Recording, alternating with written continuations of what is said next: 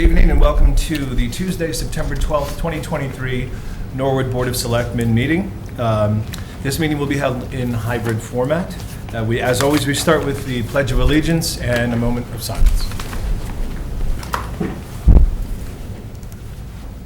I pledge allegiance to the flag of the United States of America and to the republic for which it stands, one nation, under God, indivisible, with liberty and justice for all.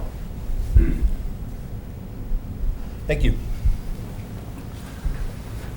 Okay, it's great to be back after a summer break and Labor Day, and we have a lighter agenda tonight, but we have a good one, so we'll just get right into it. The first agenda topic is warrant signature update, submitting notification of reviewed and approved warrant reports signed by the board's representative. Motion to file. Motion to file made by Mr. Plasko, seconded by Mr. Sad. All those in favor? Aye. Chair votes aye, unanimous. Item number 2, meeting minutes for approval of the board. Meeting minutes from the August 22nd, 2023 meeting, submitting for board approval. Pleasure of the board. Motion to approve as submitted. Motion to approve made by Mr. Plasko, seconded by Ms. Grow. All those in favor? Aye. And the chair votes aye. Unanimous. That brings us to our appointments for the evening. We have Fire Chief Tim Bailey and Police Chief William Brooks presenting their regular update to the Board of Selectmen. Thank you both for being here. We really appreciate it. And Chief Bailey, this is your first time here, so I'm going to have you go first and lead off. That's fine. Thank you for having me. And good evening, everyone. My quarterly update, basically, since I started here on July 10th, our call volume, we're running about 18 and a half calls per day. We're currently at 4631. The ambulance receipts, 361,248 for the first 2 months, of which 7,718 we've paid out to Pro EMS as the payment for them doing our billing service. On the fire prevention end of things, we have several major projects in town going on with Moderna, FM Global, Norwood Hospital, the Coakley Middle School, 61 Everett Street, Analog Devices, which is FM Global's new facility that they'll be moving into for the next 3 years while they build their new one.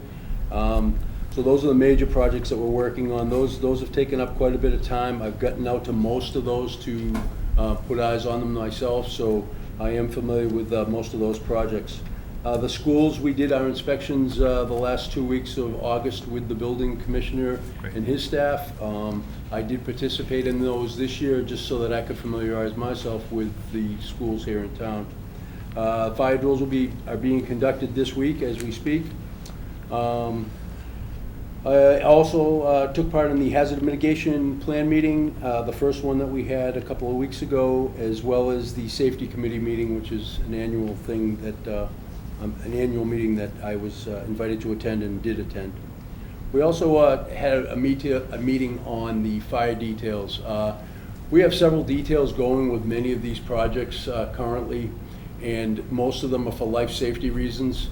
The reason for the meeting is that the billables, us getting the money back from some of the contractors has been a little bit slow. So we met collectively with several members of different boards and different different departments, just to come up with a better way of trying to do that. And we're working on a couple of different things right now, and I'll be reporting back to them within the next month. So hopefully we can make some changes to that to make it streamline a little bit better.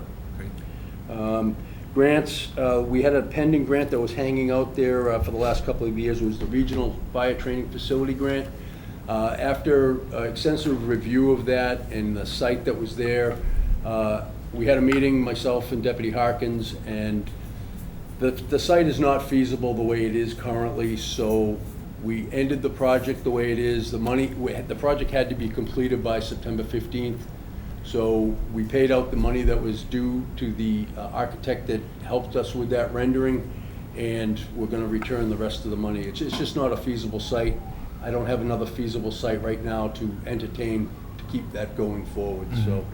So on the capital end of things, I did meet with Capital for the upcoming capital season. We have one piece of equipment on there for that capital. That's a mechanic's truck.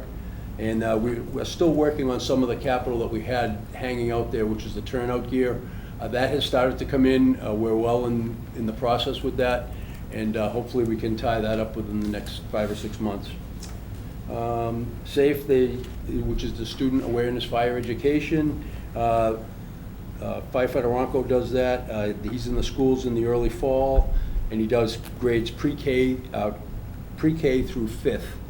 And we also do a program for the junior and senior high school for a selective portion of that enrollment. That'll be ongoing. As far as the Senior SAFE program, which is another SAFE program that we get, in both of these programs, we get grants from the state on a yearly basis. They're kind of a performance grant. As long as we do what we're supposed to do, we reapply for it the following year, and we get that same allotment. He has monthly meetings at the Senior Center and the senior housing, and the local themselves will be sponsoring a cookout on September 26th at the Senior Center.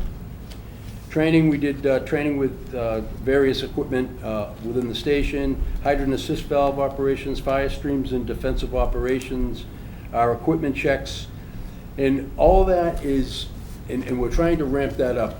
One of my goals when I came here is I'd like to see us try to get our ISO rating down to a 1. Currently we're at a 3. And I believe that we have the framework in place to get us to the 1. The training component is a big portion of that, so we are working diligently to boost that up and make that so that we have that opportunity to get that rating. So, Chief, for those watching at home, an ISO rating, could you explain that? Yeah, it's how your insurance rates are based for your commercial properties, and the lower it is, the better the rates are. So we want a lower number is good. The lower we can get, the better we'll be. Thank you. So we're working on that. I've also, on the training end of it, I did a training component with Lexapol. Lexapol is the operating procedures that program that the department had gotten prior to me getting here. I brought myself up to speed with the 22 or 3 directives that have already been issued, and we are looking to do more with that. There's 2 components to that. There's an SOG side of it, and then there's basically policies that we operate with underneath our framework. Some of those happen to be like OSHA and sexual harassment and those type of things that we've put into policy format and have distributed. So I did my first meeting with that. We'll be doing more with that as time goes on. I also attended the cooling hostilities training that was put on by our HR department here at Town Hall a week ago. Great. On the personnel side of things, we're trying to hire 4 at this time. I'll be honest, it's been very problematic. I've been doing this since I came on in July. We put out the requisitions twice. We only had 3 people that responded back to us. We interviewed them, we offered positions to them. 2 have accepted, 1 declined to take a position with another department. In the meantime, I had another individual that asked to have a transfer into our department, has strong roots here within the community, went to Norwood High School. He's already trained as a firefighter. He's currently an EMT. He would have to become a medic with us, but I think it's a good fit, and we're moving forward with that individual as we speak. I do have several members that are out. I have 2 that are out pending a retirement. I have 2 that have been out on extended, and I'm trying to get up to speed with them and we have a game plan in place. Mm-hmm. Injuries, I have 2 members that are out on injury as well. And one of the members that was out on long-term injury has returned to work this past week, so that's a good thing. Just a few community things. We had 8 members that participated in the Pan Mass Challenge, and they raised $80,000 for the cancer. Norwood Day, it was a great success all the way around. I was very pleased with the turnout that we had from the fire department. They all helped participate with their dunk tank and with the 2 tables that we had set up, so that was very well. The local is going to be hosting at Norwood High School on Wednesday, October 4th at 1900 a video program put on by the IAFF that it's open to anyone, and it's called BURNed, Protecting the Protectors. And it's about the cancer problem within the fire service itself. So it's about an hour-long program, and anyone that would like to attend that is more than welcome. Our Fire Prevention House will be held on Saturday, October 7th, from 10 to 2 at the fire station. Great. Okay, you've been busy. That's great. No, thanks for the update. We'll just open it up to the board for any Sure. questions, and then if there's anything else that you want to add, feel free. So, any questions or comments from other board members? No. Mr. Welcome aboard, and I just had an incident with what the medics from the ambulance department, they did a great job on one of the residents in South Norwood. They were super, and I just want to thank you and welcome aboard. But the Rebels did lose to King Philip 35-0 this weekend. They did. But Norwood won. Thank you. Thank you. No, I think we heard quite a bit there. Just once again, welcome aboard. Glad things are moving along pretty well as I hear and hear from you. So we're here if you need anything that we can help with, even if it's just background, historical, whatever it might be, if anything would be helpful. But look forward to continued working together. Thank you. Ms. Graf? Thank you, Mr. Chair, and I'd just also like to echo Selectman Plasko. If you need anything, if you need us to raise visibility on something, an initiative that the fire department is focused on, just reach out, let us know. Always here to collaborate, happy to have you with us. Thank you very much. Just reiterate what my colleague said. So we had a feeling you would hit the ground running, so it sounds like you've really done that. And again, use us as a resource.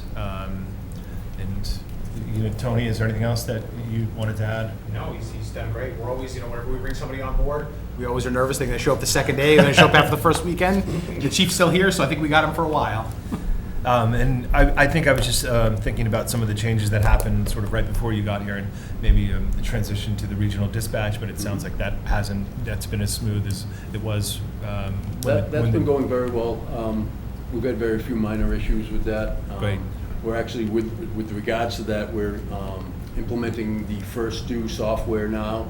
That'll take us about 6 to 8 months to implement that, and that'll be the operational software that we'll be operating under, as opposed to what we're currently using. So Great. Well, thank you so much, and Thank you. you certainly can stick around for Chief Brooks's Thank you. update. He's done this a few times. Good evening.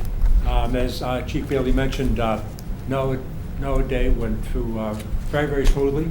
Our partners in that endeavor, we're all kind of working for the rec department on that day, but our partners really are Norwood Fire and the Norwood DPW.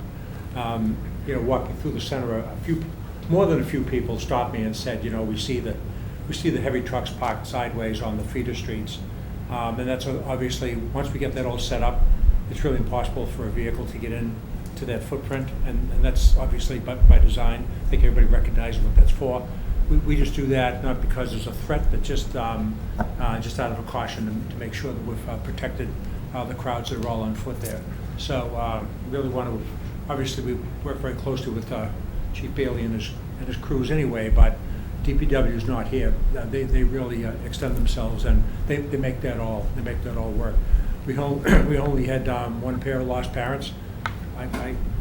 People think it was lost kids. I think it was lost parents. I would say to the kid, "You're not lost. You're here, but we'll find your mother and father," and that worked out. So just to find the frantic parent and the screaming kid and get them in the same place.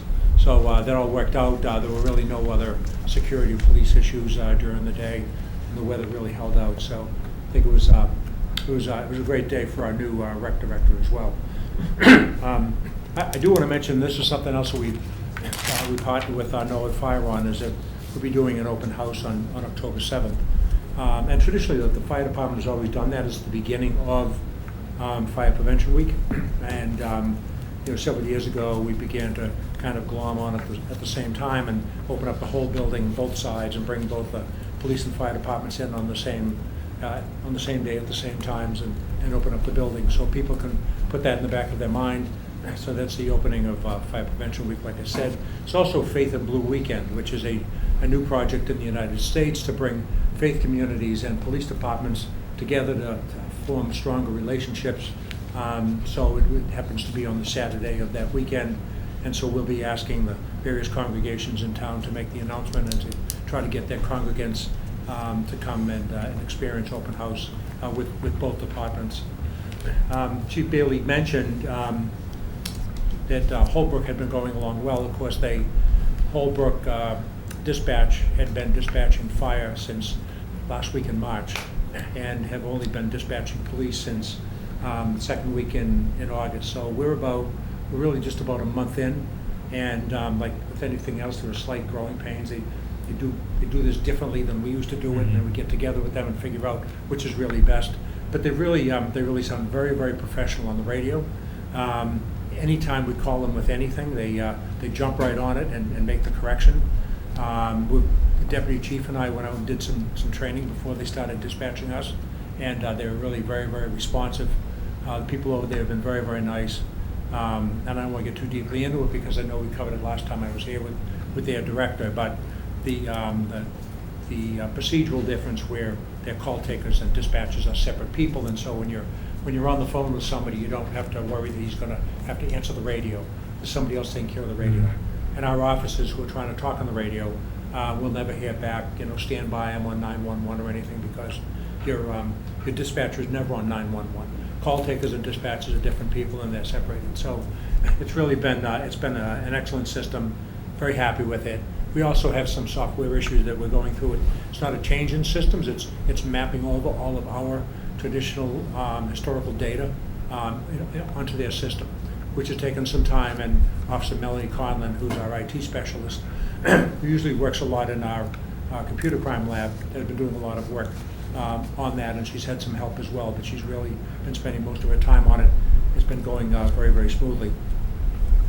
On personnel issues, we're actively recruiting.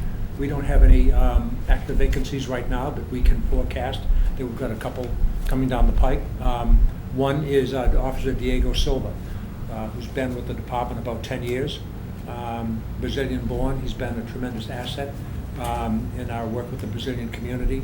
He's been offered a job as a special agent with the Department of Homeland Security, and he's decided to take that. So he came in to see me, and very, very mixed emotions about it. I'm very fond of Officer Silva. He really does an excellent job, and so we'll miss him. His last official date is September 24th, but he's actually going to do some per diem work for us until it's actually time for him to go to the Federal Academy, which he's agreed to do, and that was good of him to do that. Next week, Tuesday, Wednesday, and Thursday, we're going to have, at last count, about 380 police chiefs and deputy chiefs at the 4 Point Sheraton for the annual Mass Chiefs of Police Conference, which I chair and we host. So so they'll be here, like I say, police chiefs and deputy chiefs, and they'll be here for those 3 days. And then finally, I just want to mention, if you're not already aware of it, Deputy Chief Chris Patton will be heading down to the FBI National Academy directly following the conference, and he'll be there for 10 weeks attending the National Academy program in Quantico. So that's quite a feather in his cap. It's quite a thing to achieve, and he's very much looking forward to it. I will struggle without him, but everything will be fine. We didn't always operate with the deputy chief, so we'll get through it. But he's a big asset to the department, obviously, but this is a good opportunity for him. And then just wrapping up, you've got the report in front of you. I'm happy to answer any questions if you have any. If you look at our numbers, you see that our department, we stop about 5,000 cars a year, which I know sounds like a lot. It actually is a lot. The fact that I get maybe 8 or 9 citizen complaints on traffic stops every year, I think is even more astounding considering the number of stops we have with motorists every year. But our numbers are pretty much on track to hit the same number that we hit last year. We don't do it for revenue purposes. We don't do it to hit any kind of numbers. We do it to make the roadway safer. So we concentrate on areas where citizens have told us that there's poor driving behavior in their neighborhoods, where places that we have had crashes, and the type of driving behavior that's caused crashes. And that's our kind of data-driven focus on traffic enforcement. So, but if you have any questions, I'm happy to answer them. Thank you so much, Chief. Appreciate it. We'll open it up to questions, comments from the board. Mr. Sad? I want to just mention, I had an incident at my house on Sunday morning, you probably saw it in the log. One of my kids bought a vehicle, and Officer Jennings was spectacular. He came in, took care of everything, and we luckily found the car. So, I want to thank you, and just a shout out to him. And then, one more thing, Eddie McKenzie pulled me over in front of the Brookside. They're trying to come down the hill and speed through the light and beat the light. And he's almost been hit twice. If we could just kind of look at that a little bit. I know it's been a crazy little situation there, but it's a speeding area now where somebody's going to get hit. Sure. All right, and thank you. And tell Chris personally, my old football coach with me, and he's a sharp cookie, and he's a great guy. Yes, I'll pass that on. Thank you. Great, thank you. Mr. Plasko? Nothing further this evening, thank you. Well, maybe one more. Chief, what about you and your department and dispatch? Oh, on our dispatching with Holbrook, it's gone very, very well. It's gone well.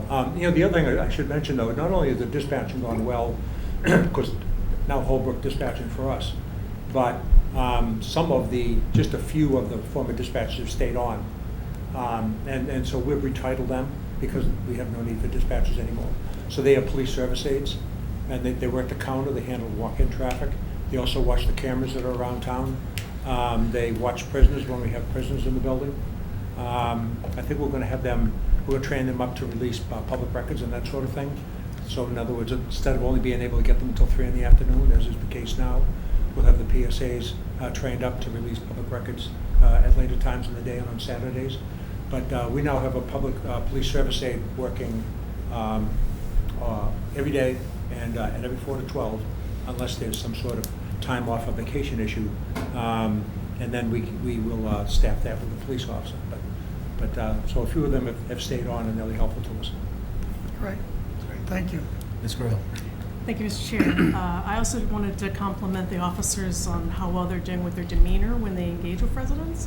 I had, actually this prior Selectmen's meeting, when I was leaving, I had an issue with my headlights, and so one of the officers had stopped me, and the entire time very cordial, serious but cordial, polite. It was a very, very pleasant, calm experience, and I'm glad that our officers are community first. I'm glad to hear you say that. That is what's expected, and I think culturally as an agency, that's what we try to all do. And so I'm very glad to hear you say that. Thank you. No further comments. Thank you, Chief. I guess my only comment, if you wanted to talk about it, just because Chief Bailey did about capital items that the public should be expected. I think traditionally we're doing the four cruisers a year. Yeah, those That's actually are on in the there. operating budget, and Yep. I think the police department just has their taser replacement, which will at some point work its way into the operating budget. Yep. So yeah, if you could just talk about those items, I think the list I'm looking at is replacement of police tasers, and that's 20 per year. Is that the goal? Well, yes, that's a lease agreement that now we've signed. We used to purchase them. Now we lease them, and they're under warranty. And then we also get training cartridges and that sort of thing.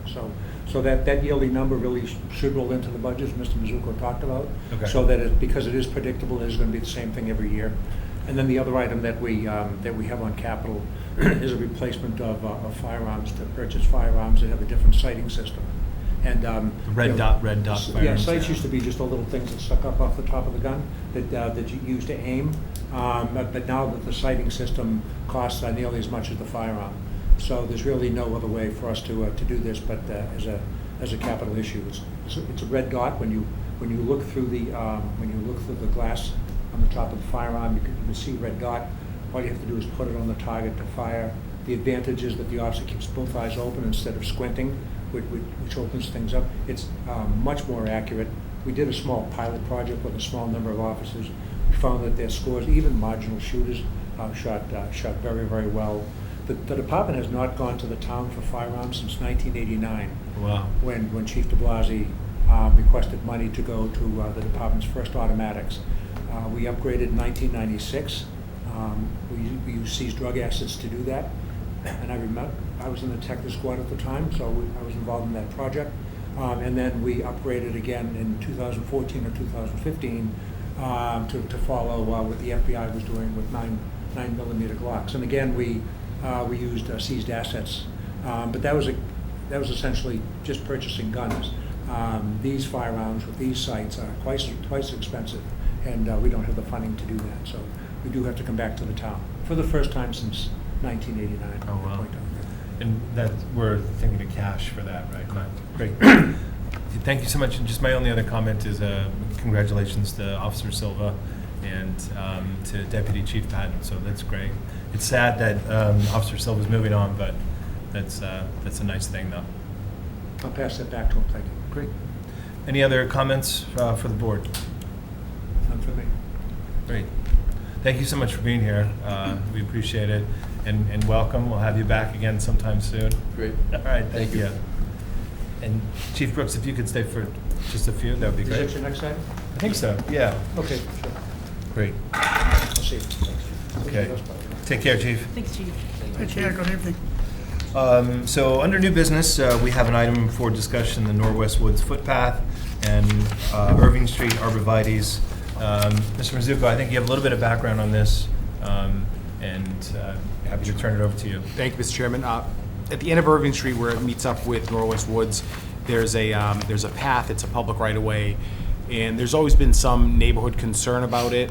Recently, somebody planted some arborvitaes in the public right-of-way on town property to try to block people from walking back and forth. We spoke with town council. We're going to be sending a letter of cease and desist and order them to remove them.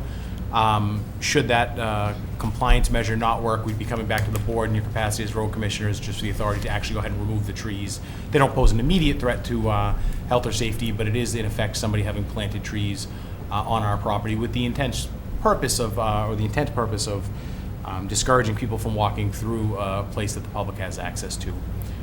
There have been a number of nuisance calls over the years. The board was provided with just some of the backup and the back and forth. We've tried to work with the neighbors, but it's public space. Folks have a right to cross it. There's really no grounds to be able to block it. So we just want to bring it to the board's attention and sort of let you know what would be coming down the road, so to speak. Okay. And Chief, did you have any comments on that just while you're here? No. Mr. Mizuko did ask me to pull calls over the course, so I think it went back a year and a half or so, 2 years, something. And we don't have many. There has been a concern, I think, about people that are cutting through from the apartment complex and walking through the neighborhood and so forth. It's a very easy access to get up towards Father Max and so forth, and I think that was the general overriding concern. But as far as there being a crime on the street as a result of that, or that access driving any kind of disorder, it's not anything that we're aware of. We didn't see anything like that in our calls. Okay, great, thank you. Mr. Plasko, I know you made a site visit and probably have a comment or two.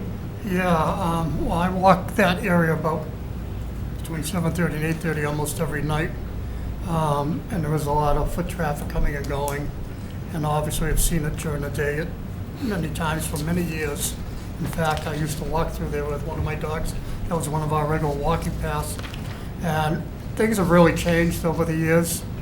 The area, to me, at least, that we're talking a walking path, is not a walking path. It's just an area that was left open so that water would drain to the catch basin. There's other growth, arborvitaes and other growth on the Norwest Woods side of where there's some boulders. And years ago, those weren't there, and people would just walk through. But now they're kind of forced and trying to use Irving Street to walk up to this catch basin area, which is now the subject of being closed off by neighbors. And I don't think that in itself is safe. If you look at the area and you look at the size of the crate openings in that manhole, I think a better solution somehow needs to be found. We've done a very nice job, DPW did, in 2 other sections of Irving Street, which unfortunately I was going to make pictures. I have pictures, but I didn't get any printed out. And maybe we need to work on something like that. The area of the neighbors complaining that people walking by and they might hit them, or afraid they're going to hit them. They've had close calls. They've actually contributed to that. They put up a fence there that goes right to the end of their driveway, so they blocked any line of sight that they have of anybody walking through. So the whole area is somewhat dangerous for pedestrians, and I thought we would just make an opening on the other end of the street, the other side of the street. But speaking with Mr. Ryan, that's where they plow the snow because it is a dead end. So that could be problematic. So I think we might need to look at some way of improving the situation for the people. They've already made another path through the woods on the other side of the street. Maybe just making that permanent, Make it working official. with Norwest Woods. Yeah. But some solution needs to be made. All that being, in my opinion, all that being said, the manager's right. People can't just go and plant these things on the public property themselves. And in doing this, they also put number of boulders and filled it with dirt, so they had someplace to plant these shrubs.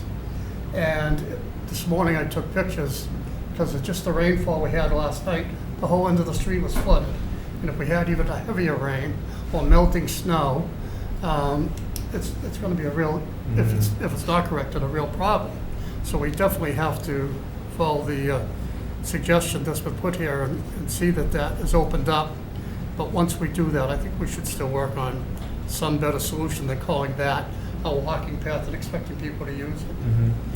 I do know a couple of years ago, traffic safety looked at it and recommended no changes. We can certainly have them look at it again once we're through the arborvitae issue.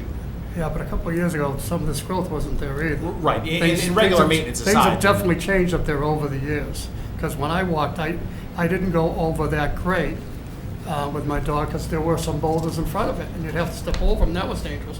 But if you went to the side, we had big boulders, but space between them so you could walk right through there. Now you can't because of all the growth. So we need a better solution.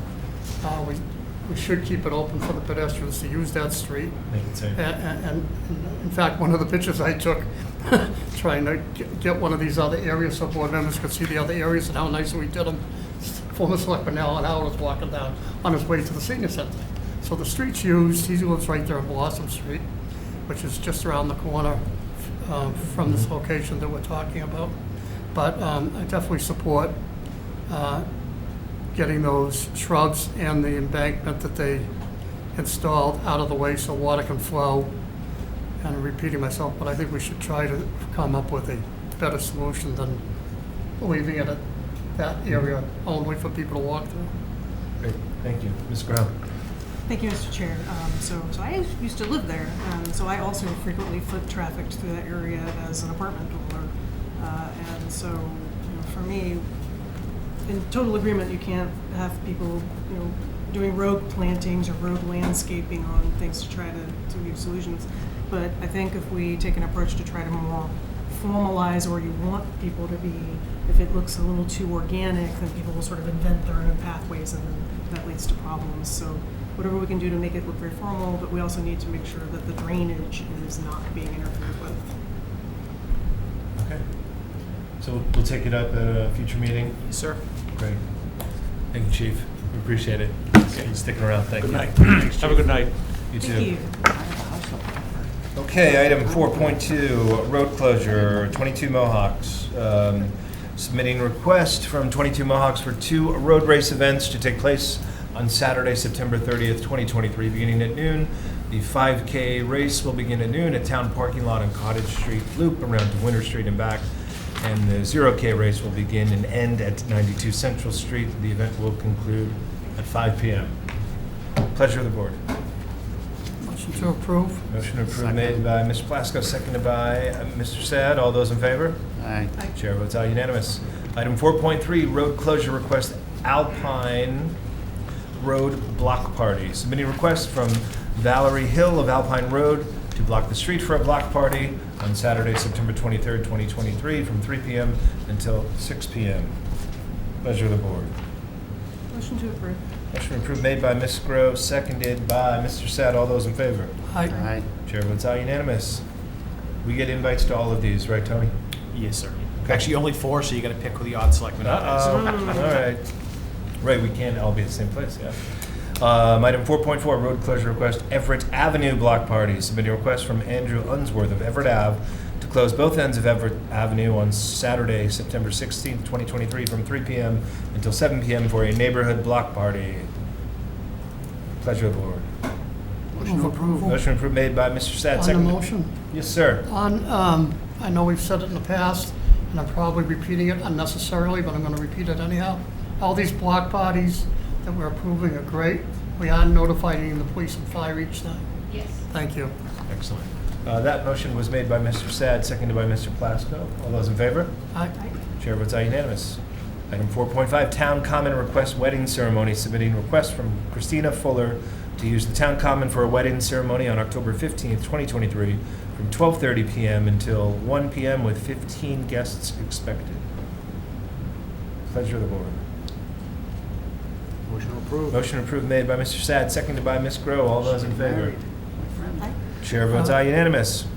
Item 4.6, Town Common Request Recreation Department Movie Night, submitting requests from the Norwood Recreation Department to use the Town Common for a Fall Fest Movie Night on Friday, October 13th, 2023, from 6 PM until 8 PM. On the motion, that's a bold move on Friday the 13th. Uh-oh, I didn't even notice that. Have we done a movie on the Common before? Not recently, at least not in the last few years. I'm sure we've done something similar before. It was early, 5 years ago. I was actually concerned about well, they only expect 75 people, but I know when they had some movies during COVID and everything, those were really popular, a lot of cars, and wondering if the area was really appropriate for it. I think given the number of people, it might be, worst case scenario, it's similar to a concert where you get a couple hundred people. I don't know if we'll realistically get that. The COVID series was very, very popular. Some of the summer movies are very popular. Kids are in school. It is Friday the 13th, so we'll try to keep it from being too spooky. Yeah, But that's a good point, Ms. Plasko. I took my kids to the last one. It was at the high school in the field in front. And I'd say there's not even 50 people, maybe about 50. At the high school? Yeah, so I Well, think during COVID, they certainly were more popular, Yeah. but it maybe has. They're well attended, but it's not a high attendance level. It's not all that different from a lot of other rec programs.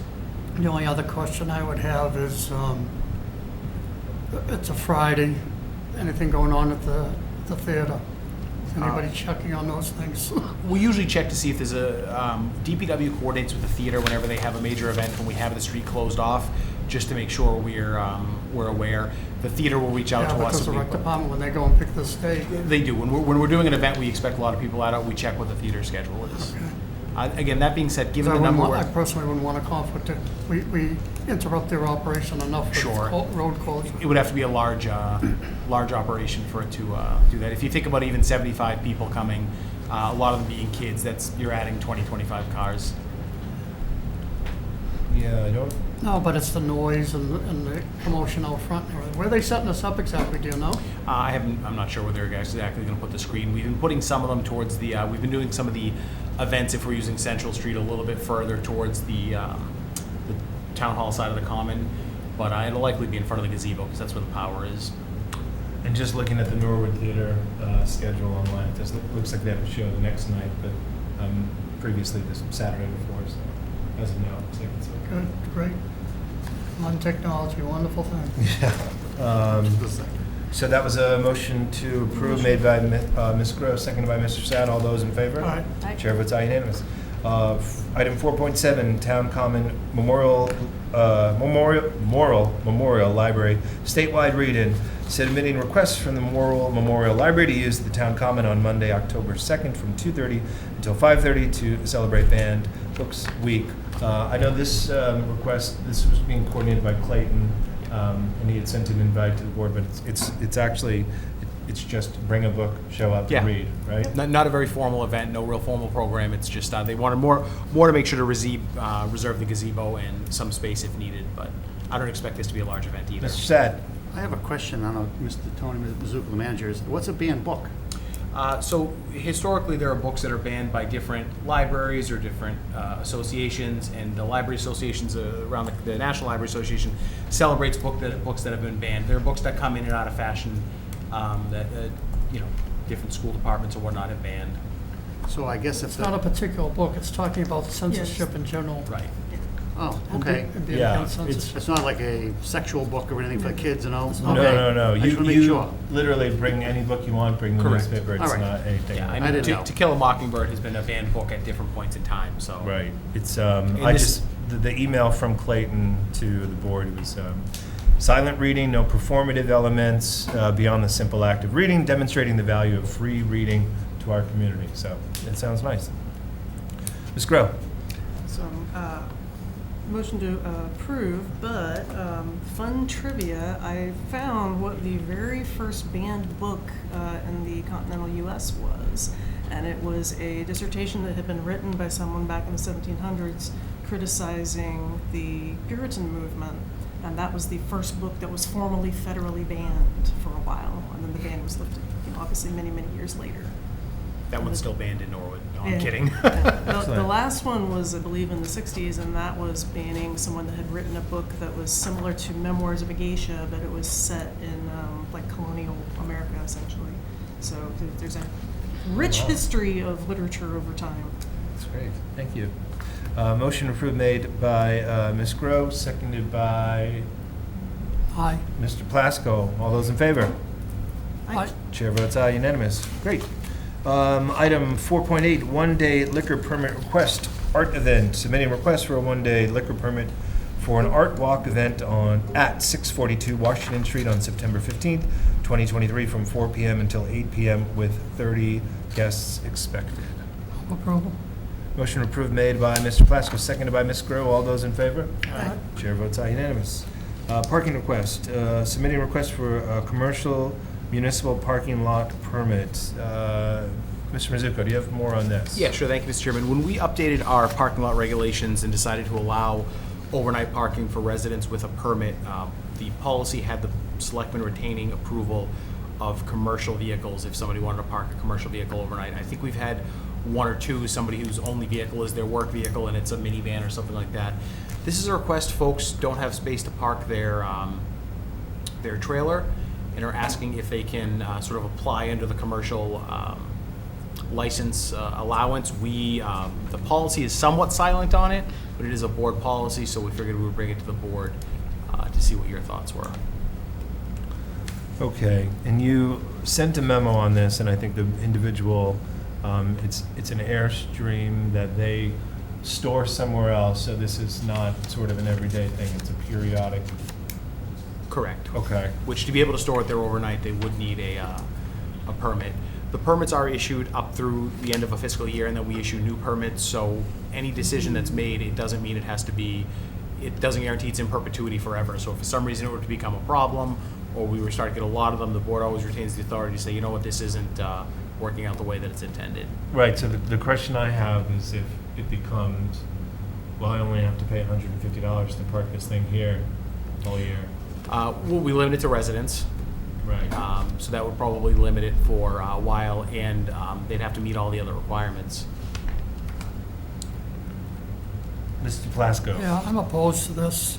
I think the spirit of the charge of allowing people to park was intended originally for people in some of the boarding houses and apartments and houses in the immediate neighborhood that just had otherwise serious parking issues to help alleviate that, and also to control where people park by following our regulations. This is a little confusing to me.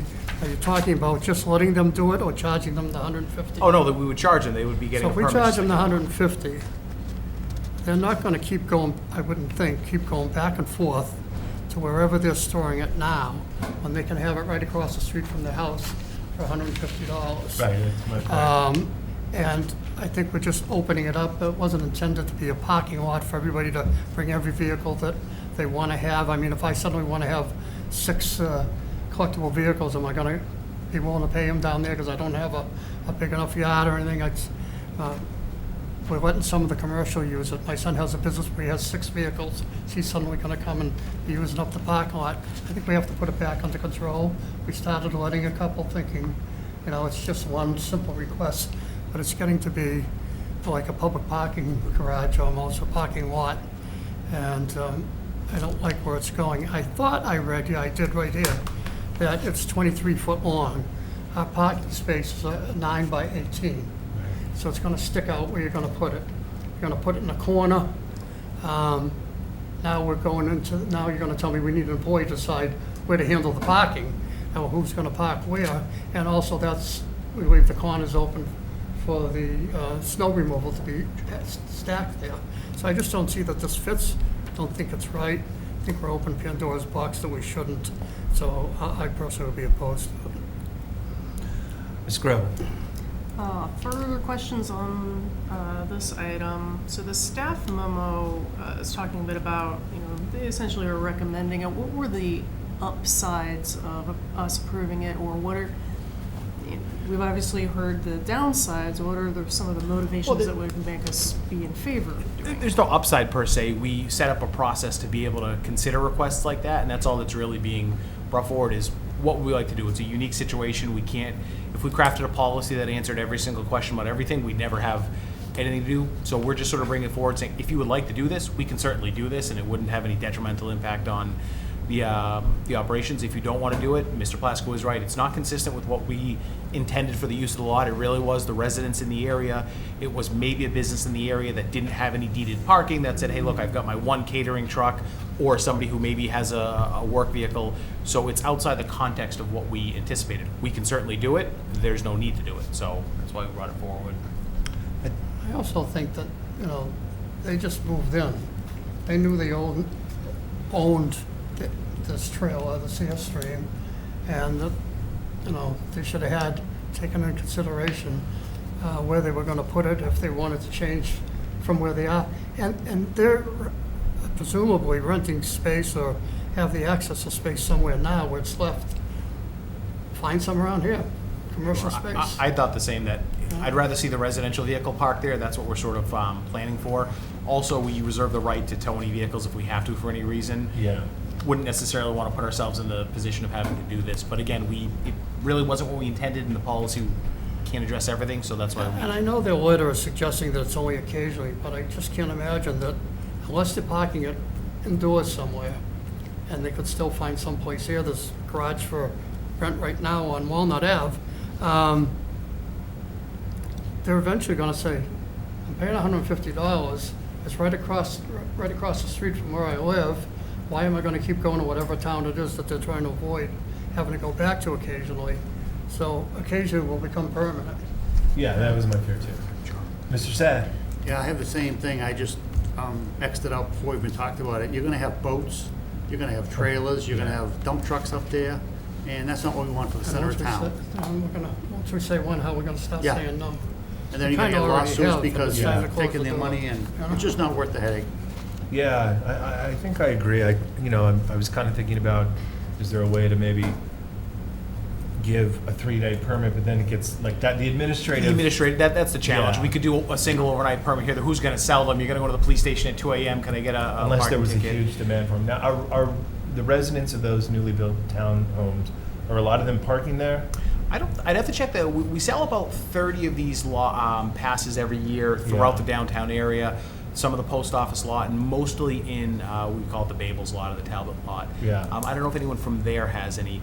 They always have the alternate option. If they live in the area and they want to be able to park their residential vehicle in the lot, they could apply for a residential parking permit and say, look, I park here and I'd like to put my vehicle there, Right. thus possibly freeing up space. So there's a way to do it that's consistent with what we intended if they really just need the extra space. And I think to either to Mike or Bill's point, if somebody bought a home and they don't have the storage space for everything they have, we've got a storage problem town-wide. Before we started leasing out huge parts of lots, we've got other stuff we could stick there. Yeah. Yeah, it's free I'm sure all-day they're very- parking, too, Very so- nice people, and Yeah, that's not the issue. right, yeah. exactly. So Motion to deny. motion to deny made by Mr. Plasko, seconded Seconded. by Mr. Sad. All those in favor of denying the application? Aye. Aye. Chair votes aye, unanimous. Thanks. Okay, item 4.10, Bach Fund Awards. So, Mr. Sad, this is your first time in the mix for the Bach Fund as a board member. I believe Jess forwarded you all of our applications. So we got a lot. The amount that we are able to give out is certainly less than the amount of all the combined asks. And I think what we will do, if it's okay with the rest of the board, is take another period of time between now and the next meeting and make sure we're familiar with all of the asks. I think some of them, I'm sure all of them are great. I think some of them probably would be best served by a grant outside of town, things like that. There are some nonprofits that, although they are in Norwood, might not necessarily be what this fund was originally intended for. So we can have that discussion in 2 weeks' time, but with the hope that we would, at that point, be able to say these are the award recipients for this year. Mr. Sad. I'll communicate with you somewhere after I review and just say what's the procedure and options and what all stuff, and that'll work out. Perfect, great. Thank the Buck family. Yes, agreed. Mr. Plasko, is that okay with you? Yes. Ms. Grow? Good. Great. And then maybe Mr. Donnelly can send his notes from afar. He is on vacation. We will. He is out of the country, so We no will. expectation to zoom in. Yeah, we will leave him be for a few weeks. I'm not, yeah, okay, great. Good, okay, so Jess, we'll have that on the agenda for the next meeting great. Okay, item 4.11, this was something that came through the office. I just had it, and now I do. So Impact Norwood, if you are familiar with them, they are an organization, I'll just kind of read their mission, which is easier, that uses a community approach to promote a drug-free and healthy Norwood through education, awareness, prevention, and action. Their group is made up of individuals who have loved ones affected by substance use or just concerned citizens who want to do what they can to prevent youth substance use. The coalition believes that prevention can be achieved by doing the following: education, raising awareness, promotion of positive activities, and strengthening adult and youth relationships. So they had reached out to the board and asked if there was any interest of having representation from a government body, such as the board, to serve on their steering committee. And I think the commitment is about once a month for 90 minutes. We certainly don't have to take a vote today, but just wanted to present that out there. I know Selectman Hajar was pretty heavily involved in this group. I believe he got involved even before he was elected Selectman. Of course, he had other governmental roles. I think it would be a nice thing if we had representation in this group. I think it's important. So, again, no need to take a vote today. But I did confer with Mr. Donnelly before he left for vacation and thought it would be a good thing to bring up. So. Is there any comments on that? No, I was just going to say, as you mentioned, Mr. Hajar had been involved. I can't even remember what the particular subject matter was, but for some reason I was up there maybe 4 different meetings, 3 or 4 different meetings, and Mr. Hajar was there. I'm not sure if he was a member of the steering committee or not, but he was certainly active. It's a good organization, so if somebody wants to join in, I think it'd be good. Did you mention Mr. Donnelly might be interested? Possibly, but he agreed that bringing it to the board for discussion would be a good thing. Ms. Grow. Thank you. I also have an interest in it. I've noticed when we've done the student government days the past several rounds that I've been able to be there. It's one of the items that the students always want to fund, and they fight to keep it in of all the different items that get recommended. So it's very important to them. It's good work, and so I'm interested in it as well. And then Great. Rock, paper, scissors between Mr. Donnelly and I if we need to. Excellent. That's great. Good to hear. Great. So we can maybe formally take a vote on that next meeting. Great, thank you. Item 4.12, deeds for signature of the board. Move approval, sign. Motion to approve and sign made by Mr. Plasko, seconded by Mr. Sad. All those in favor? Aye. Chair votes aye, unanimous. A memoranda. Motion to file 5-1 through 5-5, but with one question, if I might, on that motion. Yes, Mr. Plasko. I think we've asked this in the past, Mr. Mizuko, but I'm not sure the answer. Some of these, a number of pages of these have, the permit cost and the value, and then there's a whole lot of them that permit cost and no value. Do you know why that is? Sure, it could be that sometimes when there's a subsequent permit, the cost, the way it shows, just rolls up into the main permit. It could also be, if it's a town project, for instance, we don't charge ourselves for No, they're not town projects. It's likely that it's a roll-up I mean, there's to... pages and pages and pages of them. Yeah, it's usually likely it's a roll-up, and it's just the way the report shows that it's everything issued with one total charge. Okay, I have one specific question, but I think it's related to something maybe Mr. Sad's going to bring up, so I'll hold that. And Want Go to back talk about it now? Go back to the motion to file. Okay, motion to file memoranda of 5.1 through 5.5 made by Mr. Plasko, seconded by Ms. Grow. All those in favor? Aye. Chair votes aye, unanimous. Manager's update. Thank you, Mr. Chairman. A couple of things. First, to start off, a sad note. Scott Dorsey, who was our broadband engineer, he'd been with us about 7 years, passed away unexpectedly this past weekend. He had some health concerns, but still certainly came as a blow to us when his family reached out to us. So our thoughts and prayers are with his family during this difficult time. Scott was a gentleman. If you've ever taken a tour of the sort of broadband head end, he would always open the door and then talk your ear off for a while about broadband. Real good guy. We're going to miss him. Related to building permits, and I think Mr. Satter and Mr. Plasko have a question. We are on track for a record-breaking year that will certainly help the capital plan next year. We pulled in a little over $4 million in August. When FM files their building permits, we're anticipating that to be in the $4+ million range, and that's on top of all the other projects that'll come throughout the year. Norwood Day, as everyone knows, did go exceptionally well, and kudos to John Kinney. It was his first Norwood Day as our rec director. He did an exceptional job, and we're very proud of him, very proud of the team at rec, public safety, and public works. As I know the chief mentioned earlier, they really don't get enough recognition. They really are the ones that get everything set up, and they just keep everything going throughout the entire day. Many of you have seen the news of the flooding in Leominster. I did have a brief conversation via text with the mayor in Leominster. I know him through a state committee. They're certainly going through something akin to what we did several years ago. It's interesting, we seem to now get calls when, certainly with Leominster, I think GBH called me today. I got calls from colleagues a few weeks ago when there's flooding in the area saying, gee, you guys went through this, and we're really? sort of, what did you do and how did you do it? So it's sad to be known for something to have gone through.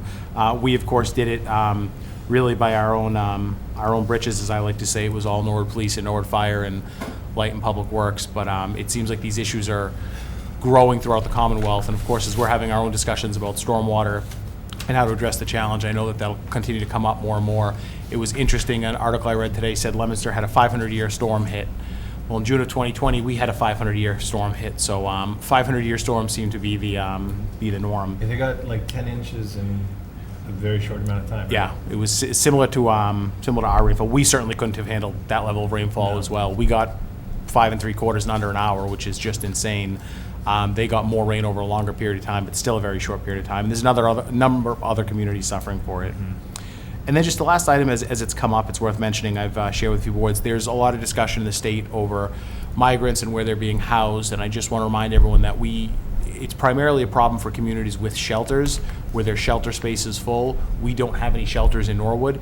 That's not to say that the state couldn't place families in hotels. There's usually always a few flowing through, but not having any shelters, not having an emergency room, and public transit, it's not likely to become a significant concern for us. Obviously, if it did, we would certainly bring that back before the board. But as we've explained to the state, I think as everyone intuitively knows, we're not likely to be a very good location without an ER. We technically don't even have an urgent care within our borders.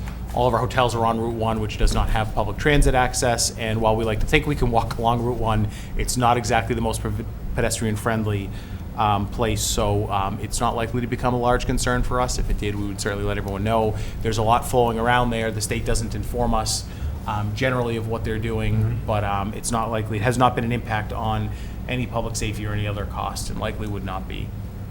And that's all I have for now, Mr. Chairman. Great. Thank you, Mr. Presico. Ms. Grow. Question for the manager on the Leominster. I had seen the MEMA alert go out that they had issued evacuations for low-lying areas. Did they actually sustain a dam overflow that they were worried about? My understanding is they didn't, but the flooding cut off some of the areas in town, and you can usually tell if it's just a stormwater overflow or there's more water that's going to go anywhere. So I know they did have to get a couple of area departments to help out. We've reached out and said if you need any public works equipment, let us know. Given our distance, it's likely that they can get it from closer, but we did make sure they know that we're here to offer support if needed. But it was just quite a downfall, and they had some significant road damage. We were fortunate, other than some damage on Route 1, which luckily was the state's responsibility. We didn't have a lot of road washouts when we had our storm. They unfortunately lost some significant portions of roads. Thank you. Any other questions for the manager? Thank you, Mr. Mizuko. Mr. Sad, Selectmen's agenda. Couple items I just want to bring up. Jerry Miller and his team are doing Wreaths Across America, a great project. Get your checkbooks out, make a donation. It's for the veterans, and it's a great project.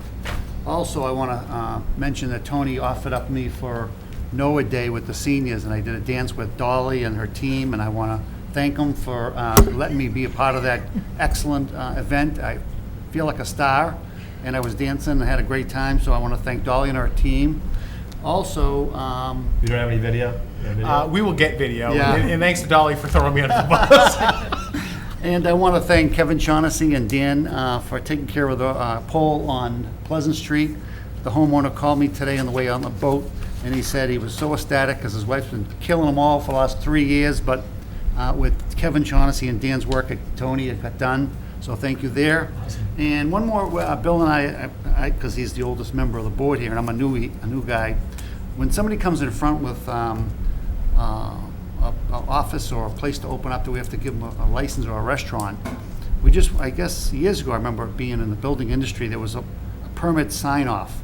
Tony, with the manager with the Board of Health, electrical, plumbing, and they would come before we would see it, before we approved it. But I don't know if there's something like that that's floating around. So, the common vic license that the board issues Yep. doesn't actually, this is gonna sound funny, doesn't actually give them the right to open a restaurant. They have to meet all required building and health codes. Their actual code to, or their actual trigger to be able to open the building is the occupancy permit for the building department, and the Board of Health has to actually issue them a permit.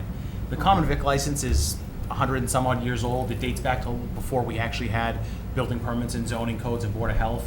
So you issuing or not issuing a permit can't, well, not issuing a permit, I guess, would stop them from opening, but they still need to get any other required permits from health and everyone else. Unfortunately, sometimes, I know Mr. Plasko brings this up, it seems like the common vic is a afterthought for restaurants, because in theory, if the board weren't to grant that license, they couldn't open.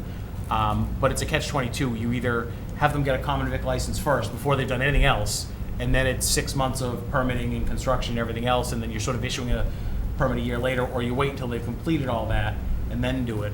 We could change how we go about doing it if we want, but they have to comply with all building, health, and any other requirements. I think I was going to bring that up as well on the building report tonight, building inspector's report tonight. There's a restaurant, apparently, Pokemoto restaurant, whatever that is, looking to go into 130 Manhattan Street. They're spending $130,000, paid for a permit, $2,155, and yet down the road, we could say no. But, and I think this came up years ago too, and the building inspector basic response was, well, they don't care if they have a license, they just care that they're doing the building properly, build out properly. But there still needs to be some communication we have to work on. I don't have an answer tonight, but it seems to me we should have communication where if they apply to the Board of Health, they notify the building inspector and us. If they apply here, which they seem to do last, we notify the other two. If the building inspector's office gets an application for something that needs a license, we're talking about restaurants, I don't know, might be something else, but particularly restaurants, they make sure the Board of Health is aware of that. And because it's important that they're involved, and then us before the project goes too far down the road. I don't know what we would do, because they don't have to come here, but I think it would just be better to have some kind of communication so between the internally- boards. Now, we had, there's a hearing before the zoning board tonight on the arcade, and it came up here, and I questioned, when we're giving them the license for having the arcade machines, if If they don't have approval to operate. if they could even operate there because of the way that there was a zoning to that tannery site of how they could operate down there.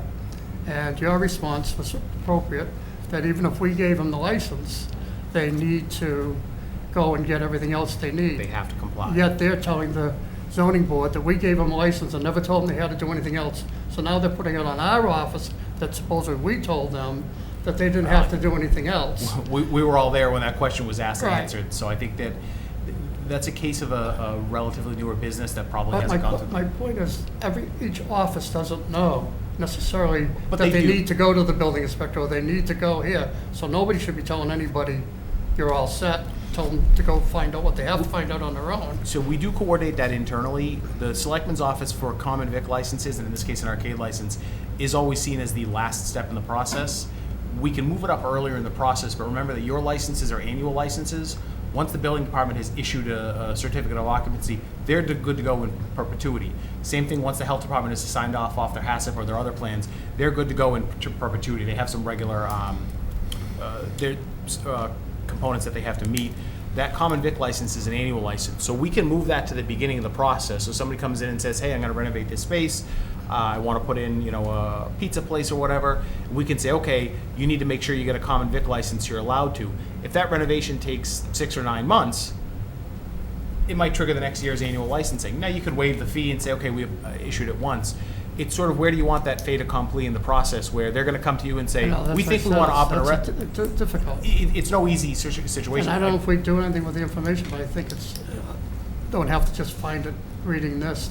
And more importantly is probably communication between the building department and the health department. They do. Or the health department, if somebody applies down there, there have been a few places, a couple of South Norwood I can think of over the years, that they went to the Board of Health. Board of Health made sure they had the sinks and the bathrooms and everything they needed to do, but they never got a license up here. We never knew a thing about it. So we have to find some way of having a. We can move the common vic process to earlier in the approval process if you think that would be better, as long as you're okay with not necessarily It's not just getting the common vic, it's everybody knowing what But everyone they else are. is doing. The Board of Health and the Building Department, they do talk. There's regular staff meetings, there's regular interactions. The permitting process, they communicate across each other. And in the past, we used to have planning, zoning, and conservation were all separate, and they didn't communicate. We've solved that problem several years ago, both at an institutional level and at a staff, or an organizational level and at a staff level. So they're communicating about what their requirements are. If the board feels out of loop in that process, we can move the common vic license earlier, just as you know that they may not have, we usually look at their menu. They may have a very early pro forma of what their menu is because they're undergoing 8 months of construction. Mm-hmm. We can certainly do that if you want that to be part of the process, but do we do it before they issue a building permit? There's also, I don't believe, anything in statute that prevents them, not that we couldn't warn them of this, from getting a building permit. So regardless of what you That's issue. right, they can always get the building permit. They have every right to get That's been that. the answer in the past. His concern is that they're getting a permit and that they do it according to codes and everything, not whether they have a license, because they don't have to ever open as a restaurant, even though they Sure, design it that you way. can technically renovate a building for a restaurant and never open it. Same thing with the Board of Health. They have a separate sort of statutory framework. Again, if you want us to make sure that they flag it and say, hey, you're opening a restaurant, you should go to the Selectmen, but they can get that permit before going or without going to the Selectmen. I do see your point about feeling you're sort of at the very end and it's kind of a fait accompli. We've talked in the past about couldn't we just dump the common vic license on the Board of Health, but statute assigns that responsibility to the Selectmen. Mr. Chairman, just a point of my newness. I was down at the Boston Tavern having lunch, and the place to the right of it, as good as it gets, went out. Yeah. So I met the owner, and he said, well, who are you? And I said, I'm helping out with the town, and blah, blah, blah. And he said, I'm gonna put a diner in there, I'm doing a new floor, and blah, blah, blah. And I said, don't you have to come in front of the board because you're changing maybe the menu and the look and the shape and the stuff? And he's like, no. And I'm like, okay. So I don't know what the procedure is, if they have to actually come here or. So in theory, to get a common vic license, they Yep. do. The problem is the statute doesn't really identify under what grounds you can deny a common vic license. It's different than a liquor license. The statute's very clear on all the different variety of things you can deny a liquor license under. I don't know if common vic licenses have been denied. Insurance companies don't require them. Interestingly enough, I don't know if the ABCC requires you to submit that when you're submitting a license. So the problem is more that there's a dated license out there that we have to issue. And if you want the board to be earlier in the process, we can do that. But what people usually do, if they are following the rules, they check with an attorney, they check their zoning, they check their building, they know what they're gonna do. And I don't know if there's even any case law on common vic licenses being denied in the last 40 or 50 years where somebody could say, nope, well, here's a condition where they denied it. Again, because it predates building, zoning, and everything else. But we can move it earlier in the process. Does he have to come back to us as a new owner? I'd have to record? check for a common vic license. Assuming there's no liquor license, for a common vic license, again, I'd actually have to double check whether or not they do, but even then it would be, we're just changing ownership. But you're a businessman yourself, you think, okay, I've got this space, there's a restaurant opening there, I'm gonna buy the business. there's usually a thought that I don't have to go back and get the same license just to operate a restaurant in a place where it's allowed Established. by right. Yeah. There's the challenge. Restaurants allowed by right? Well, what if the selectmen deny you a common vic license? Yeah, but this is somebody experienced in the business, you should know better. There might have been a miscommunication. I think what a lot he of needed or businesses, didn't need. yeah, I think a lot of restaurants just, they take the common vic license for granted, Because candidly. even if he considered an expansion of his current business, put a whole. That's got a new liquor wall through, license It's that- still, he's still modifying the liquor license, definitely has to come to us. The liquor license, absolutely. Yeah. If you're talking about just renting and leasing the space, I don't know if the license actually can transfer with ownership of the space. I'd have to look into that, because it doesn't come up with common vics the way it does with liquor. All right. Ms. Grow had something Did to you have a add. building permit? You didn't see it? One question I had, just, on the topic of where can we put this process, since it's a process that we're required to do. Is there any common pattern where you're like, look, 90% of people, when they're starting these processes, always seem to come to this touch point first? Do they always tend to go to health first? Are they always going to building first? Like, where in the flow, or is it much more random than that? No, it's 90% of the time, it's either planning or building. Okay. Depending on the type of restaurant, if they're in the business, they know they need to go to the Board of Health, but that's really just a compliance measure. So it's always building or planning. Common vic licenses in most towns are an afterthought. Probably in every town in the Commonwealth, they're an afterthought. It's as I said, 100 and some odd year old element to the statute that towns always want to dump somewhere else. I'm not here, but in other towns I've worked in, there have been places that operated without a common vic for 20 years. It just, there's no other actual regulatory requirement that triggers them having to go to us. So again, their leases don't require it. It's not like the ABCC is requiring it. There's nowhere else that requires and says thou shalt go get a common vic license. So if, I would be interested if we feel like there's a graceful part in the flow where we could put ourselves slightly earlier, because it does feel really weird to have someone they've already invested in their storefront, or they're already, we're the last hurdle. And if we're not sort of in the loop early enough, then it's they can feel very put on the spot when they're here trying to, why is your menu like this, or why is this like that? That could have been kind of engaging with them much earlier. We can move it up earlier in the process.